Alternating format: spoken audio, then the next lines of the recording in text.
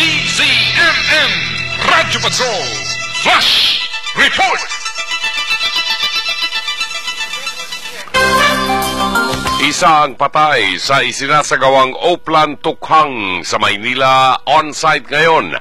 Naroon magulat sa atin ang kasamang si Radyo Patrol Raya Kapulong. Raya, go ahead. Raya, go ahead.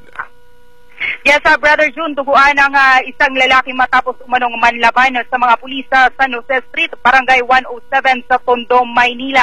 Ayon kay Police Superintendent Redentor Olsano, ang hepe ng MPD Station 1, nagsasagawa lang umano ng Oplan Tukhang ang kanyang mga tauhan at ng katuking ang bahay ni Eduardo Centorias na kilalang nagtutulak umano ng droga sa lugar. Ay nakitang nagre-repack umano ito ng hinihinalang shabu sa loob ng bahay nito.